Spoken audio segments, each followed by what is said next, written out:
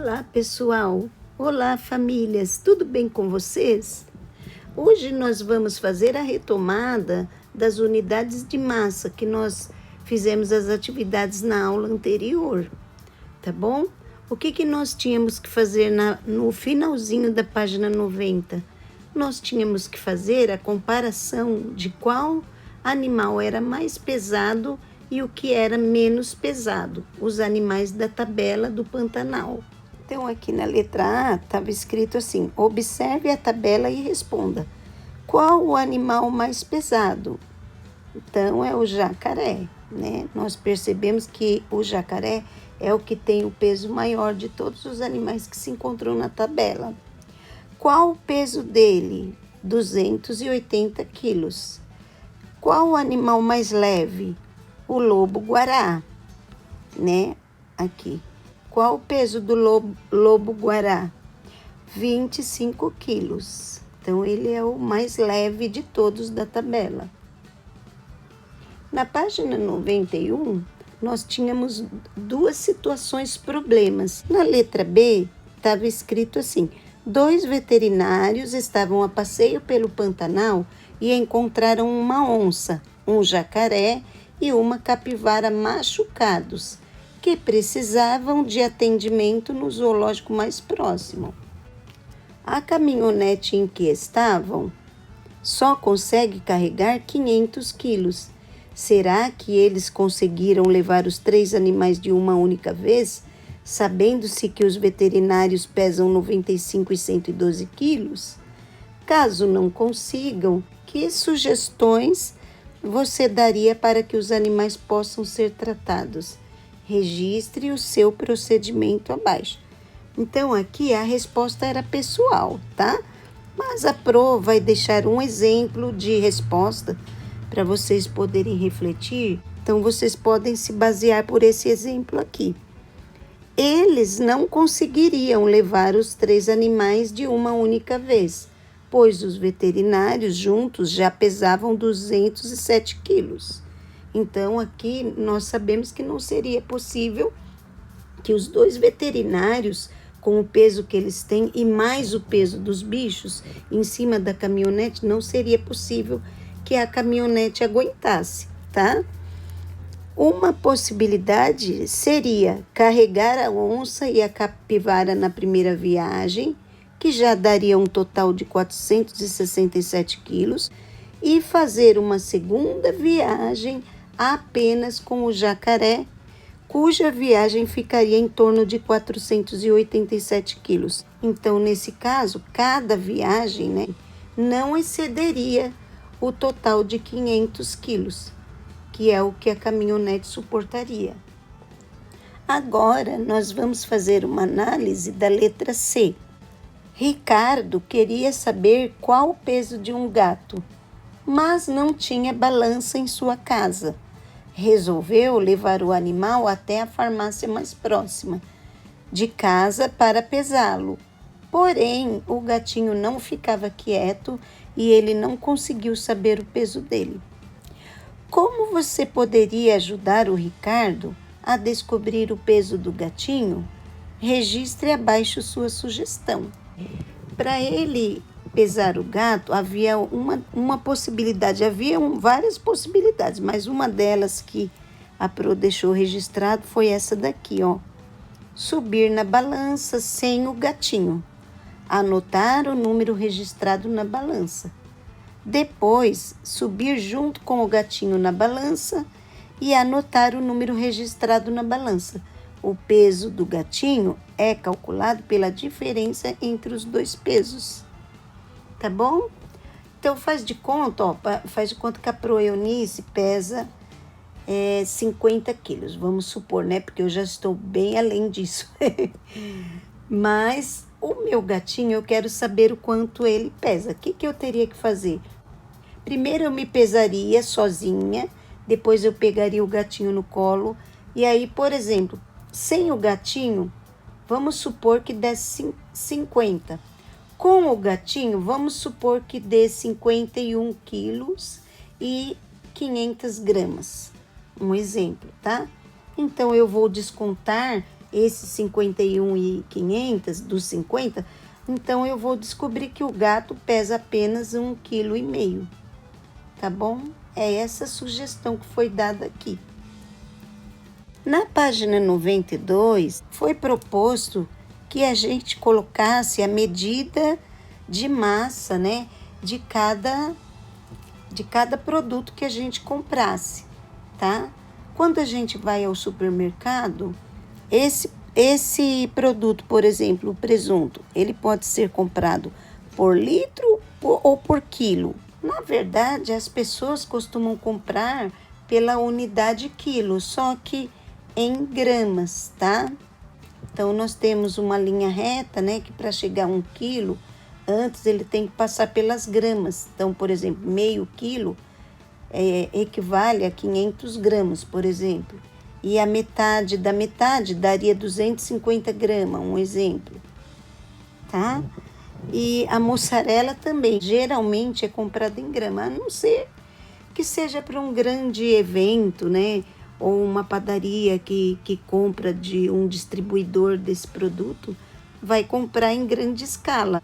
Mas nós, como consumidores, usaremos essa medida menor, tá bom?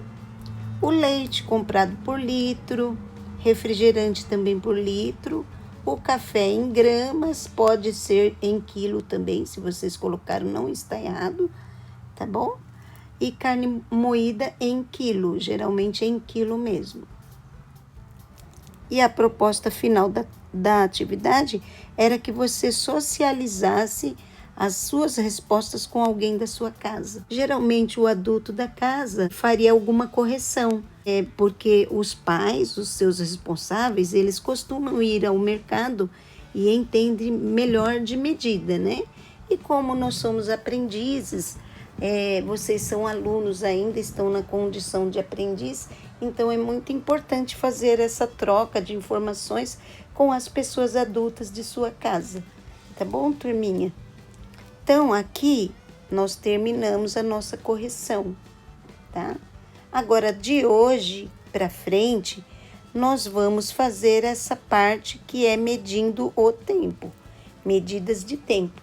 O ser humano, ele, ao longo da história, ele foi vendo a necessidade de se organizar melhor durante o dia e até mesmo durante a noite, né? Por causa das atividades que ele possui para sobreviver. Quando levantamos, logo pensamos, temos que nos arrumar, tomar café bem rápido e sairmos para ir até a escola. Se compararmos o tempo de duração das aulas com o tempo do intervalo, vemos que este é muito mais curto. O tempo é parte de nossa vida e nos permite acompanhar as mudanças que acontecem ao nosso redor. Ao plantar uma roseira, podemos ter a oportunidade de vê-la crescer até que uma rosa se abra e acompanhar diferentes acontecimentos ao observar como se dá esse processo de transformação.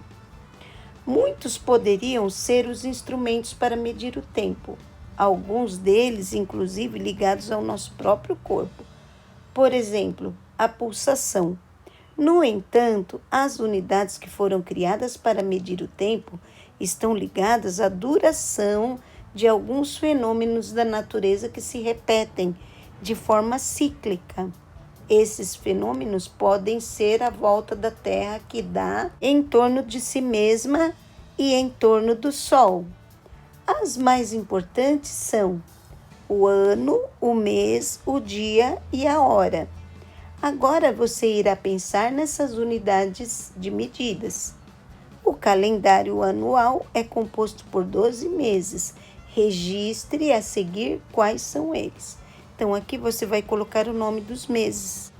Nós já vimos na aula de Ciências Naturais que o nosso tempo é baseado no dia e a noite. E aqui na matemática nós vamos falar sobre o cálculo desse tempo. Na atividade 1 está escrito assim: observe o calendário anual de 2020. Verifique se todos os meses do ano têm a mesma quantidade de dias. Em seguida, complete a tabela com as informações que você pôde observar no calendário. Se vocês não tiverem um calendário, turminha, pode pesquisar na internet, que tem calendários bem atuais desse ano de 2020, tá bom? Então, vai dar só um exemplo aqui, ó. Janeiro, quantos dias temos no mês de janeiro? 31. Daí você vai fazer os demais no seu livro, fevereiro, março, abril, tá bom? Até dezembro, você vai colocar a quantidade de dias que cada mês tem. E depois responderá, baseado nesse seu registro, a letra A e a letra B, tá? Todos os meses têm a mesma quantidade de dias? Você sabe por que isso acontece? E na B está escrito assim: separe os meses em 3 grupos diferentes. Cada grupo deve ter o mesmo número de dias.